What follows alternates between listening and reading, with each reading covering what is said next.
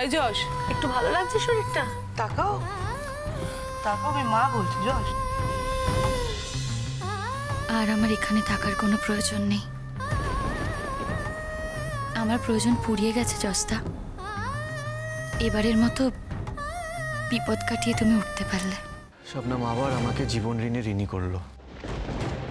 কেন? এর আগেও তোকে ঋণী করেছিল বুঝি? আমি কোনোদিনই শবনমের ঋণটা শোধ করতে পারিনি, কোনোভাবেই শোধ করতে পারিনি। কিন্তু আমি সুস্থ হয়ে ওঠার পর বাড়ি ফিরে গিয়ে ওর ঋণটা শোধ করবো, এই কথা দিয়েছিলাম আমি। তাই যেভাবেই হোক এই ঋণটা আমি শোধ করবই। তুমি কি বলতে চাইছো? আমার ছেলের সাথে তোমার অলিখিতভাবে বিয়ে হয়েছে? কথাটা যে সত্যি মা, এই কথাটা সত্যি। আর এই সত্যিটা জানার পর যদি রোহিণী মনে করে যে ও আমার জীবন থেকে চলে যাবে, তাহলে ও যেতেই পারে। আমি যেটুকু বুঝেছি, ও শবনমকে ছাড়া থাকতে পারবে না। হয়তো এই জন্যেই একদিন রোহিণীকে ছেড়ে দেবে। তুমি তো আমাকে জানো রঞ্জা পিসি, I am the last person. আমি কিছুতেই জজদাকে ওর বউকে ছাড়তে দেব না। যদি এটা হতো তাহলে অনেক আগেই আমি এটা পেতে পারতাম। আমাকে প্লিজ মিসআন্ডারস্ট্যান্ড করো না। শবনম একটা ব্রাইট স্টুডেন্ট, অত্যন্ত ব্রাইট স্টুডেন্ট। ওর ভীষণ ভালো কেরিয়ার, আগামী দিনে ও বিরাট বড় ডাক্তার হবে হয়তো। তাই ওর এত উজ্জ্বল কেরিয়ারটা নষ্ট করতে চাওয়া আমার একদমই উচিত হয়নি। আমি শবনমের কাছে ক্ষমা চাইছি। যতবার তুমি আমাকে আঘাত দিয়েছো, যতবার কষ্ট দিয়েছো আমাকে, ততবার আমি প্রতিহিংসা পরায়ণ হয়ে রোহিণীর কাছে ফিরে গেছি। সেটা শুধুমাত্র তোমার মনে জ্বালা ধরানোর জন্য। হ্যাঁ, আমি মানছি আমি ছেলে মানুষই করেছি। আমি একটা বাচ্চা ছেলের মতন কাজ করেছি। আমি মানছি যে আমি রোহিণীর সামনে তোমাকে অনেক অপমান করেছি, অসম্মান করেছি। এই কথাটা ঠিক, কিন্তু কেন করেছি এটা তো তুমি জানো ভালো করে। রোহিণীকে ভালোবেসে ওর দোষগুলো ভুলে গিয়ে ওকে জড়িয়ে থাকার জন্য তো এরকম করিনি আমি, বরং এই জন্য যে তুমি আমাকে যতবার অপমান করেছো, যতবার তুমি আমাকে আঘাত দিয়েছো, যতবার কষ্ট দিয়েছো আমাকে, ততবার আমি প্রতিহিংসা পরায়ণ হয়ে রোহিণীর কাছে ফিরে গেছি। সেটা শুধুমাত্র তোমার মনে জ্বালা ধরানোর জন্য। হ্যাঁ, আমি মানছি আমি ছেলে মানুষই করেছি। আমি একটা বাচ্চা ছেলের মতন কাজ করেছি। কিন্তু এই কথাগুলো কিন্তু আমি রোহিণীকে ভালোবেসে বলিনি কোনোদিনও। তাহলে তো রোহিণীদিকে ঠকানো হলো। হ্যাঁ, তাই হয়তো। একটা মানুষ তো সব দিক দিয়ে পারফেক্ট হতে পারে না। তবে এ কথাও ঠিক যে রোহিণীকে যেই কথাগুলো আমি বলেছি, ও খুব ভালো করেই জানতো যে এই কথাগুলো বিশ্বাসযোগ্য নয়। এই কথাগুলোতে বিশ্বাস করা যায় না। ঠিক যেমন তুমি জানো, তেমনি রোহিণীও বুঝতো। একজন স্ত্রী বোঝে শবনম, একজন স্ত্রী খুব ভালো করেই বোঝে যে তার স্বামী তাকে ভালোবাসে কি বাসে না। শুধু শুধু একজন ভালোবাসার মানুষই বুঝতে পারে না যে তার ভালোবাসার মানুষ তাকে ঠিক কতটা ভালোবেসে দিওয়ানা হয়ে যেতে পারে। আমার দেরি হয়ে যাচ্ছে, আমার কাজ আছে, লাইব্রেরি বন্ধ হয়ে যাবে। দাঁড়াও শবনম, আমি জানি তোমার এই কথাগুলো শুনতে খুব অস্বস্তি হচ্ছে, ভালো লাগছে না শুনতে, তাই না? বিশ্বাস করো, আমি এই কথাগুলো বলতে চাই না, কিন্তু কি করব, আবেগে কখনো কখনো এই কথাগুলো আমি বলে ফেলি। ইটস ওকে, আমি আসি। দাঁড়াও, আর বেশি দিন আমি এই কলেজে নেই শবনম। হাউস স্টাফ শিফট শেষ হয়ে এসছে, কয়েকটা জায়গায় চাকরির জন্য অ্যাপ্লাই করেছি। খুব শীঘ্রই আমি এই কলেজ ছেড়ে চলে যাব।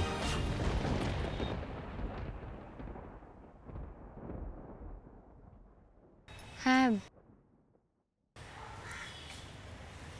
তা তো যাবেই, যেতেই হবে তোমাকে। বিদেশে যাবে না? আপাতত যাচ্ছি না, পরে কি করব জানি না, হয়তো যেতে পারি, নাও যেতে পারি। তবে এখন সেটা ডিসাইড করিনি। আমি তো যতদূর জানি এটা অনেক আগে থেকেই যাওয়ার কথা ছিল। আগে থেকে তো অনেক কথাই হয়েছিল, কটা কথার জীবনে ফলে বলো তো শবনম। তবু একটা কথা আমি তোমাকে বলবো, আমাকে সারা জীবনের জন্য অসুখী করার দায়টা না নিলেই পারতে তুমি। তুমি এখনো আমার উপর দোষ চাপাচ্ছ। হ্যাঁ, তোমার উপরই তো চাপাবো আমি, কারণ এই দোষটা তো তোমাকে ছাড়া কারোর উপর দিতে পারবো না। সারা জীবন হয়তো আমাকে এই ব্যক্তিগত অসুখটা নিয়ে বাঁচতে হবে। তোমাকে ভালোবেসে এটাই হয়তো আমার পাওনা ছিল। Priceless gift. Thank you. আসছি আমি।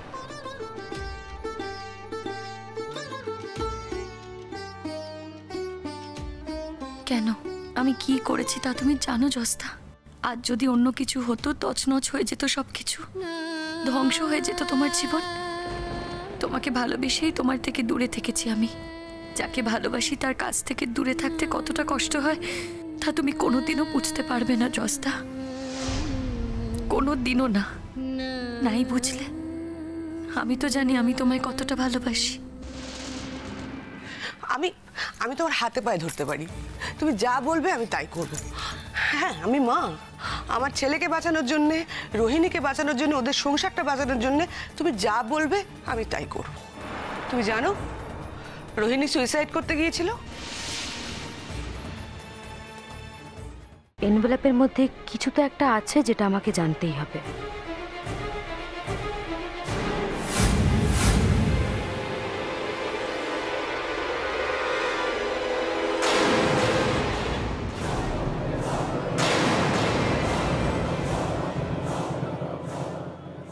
সাহেবদের স্পষ্ট করে কয়ে দাও, তেনাদের জাহাজের জন্যই আমার জাল চিড়ে যাচ্ছে। তার থেকেও বড় কথা হলো জাহাজ আসছে বলে আমার মাছেরা ভয় পালিয়ে যাচ্ছে। আর তাই আমি চাইনি আমার ইজারা নেওয়া এলাকায় কোনো জাহাজ ঢুকুক।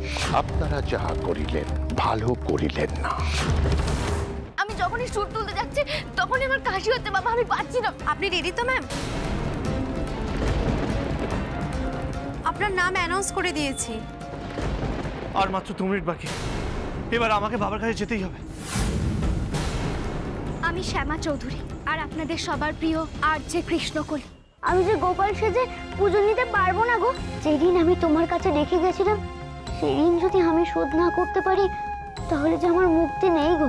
কিন্তু আমার এই সাজ যদি অপূর্ণ থাকে তাহলে তো আমি মরেও শান্তি পাবো না রে বাবা। বোন আমার, কেমন আছিস তুই? কেমন আমার থাকবি? ভালোই আছি। শুনলাম তোর বর নাকি তোকে গ্রামে ছাড়তে গিয়েছিল, তা তুই একা ফিরলি যে, তোর বর কোথায়? যতক্ষণ না মেয়েটাকে আমি ডিভোর্স দিতে পারছি ততক্ষণ আমি এই আনন্দে সামিল হতে পারবো না। আমি আর চারু যাব জলছত্র খুলে মানুষকে জল খাওয়াতে। আমরা ফিরে এলে গোপাল আর নন্দ আমাদের পড়া বুঝিয়ে দেবে। তাহলে অনুমতি দিন মাস্টারমশাই, প্রতি পিরিয়ডে 2 জন ছাত্রকে ছেড়ে দেওয়ার জন্য। আমি কথা দিচ্ছি মাস্টারমশাই, পড়ার ক্ষতি করব না। এগিয়ে যাও সুভাষ, এগিয়ে যাও। সেকেন্ড ইনিং শুরু হলো, এবার শুধু 4 আর 6। চল রে। পিপাসা কোথায় আছে সেটা জানাই যাবে না, ওর কোনো খোঁজ পাওয়া যাবে না। অশোকের মৃত্যুটাও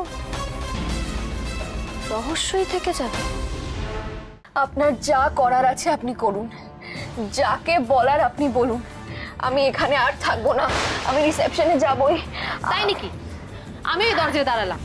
আমি যেটা ভাবছি যদি সেটা সত্যি হয় তাহলে ওদের দুজনের কপালে অনেক বেশি কষ্ট আছে। এই বাড়িতে নাচ গান হবে, বেশ তো তুই করে দেখা না। একা একা নাচ গান হয় বুঝি? তোর তো এত ক্ষমতা, যা দলবল জোগাড় করে হই হই কর। এরা সবাই দিদির বন্ধু, পারবে তো? এমন কি কাজ গণেশের জন্য? আবার ওই সাইকেলের মতো হবে না তো? এইবার বউটার সঙ্গে কথা বল রীতি, মেয়েটা সব ছেড়ে তোর কাছে এসেছে।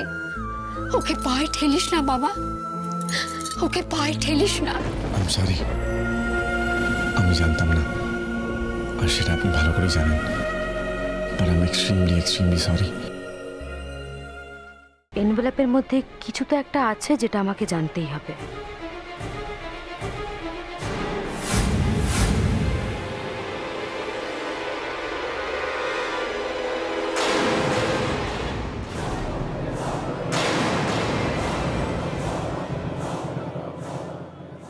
সাহেবদের স্পষ্ট করে কয়ে দাও, তেনাদের জাহাজের জন্যই আমার জাল চিড়ে যাচ্ছে। তার থেকেও বড় কথা হলো জাহাজ আসছে বলে আমার মাছেরা ভয় পালিয়ে যাচ্ছে। আর তাই আমি চাইনি আমার ইজারা নেওয়া এলাকায় কোনো জাহাজ ঢুকুক। আপনারা যাহা করিলেন ভালো করিলেন না।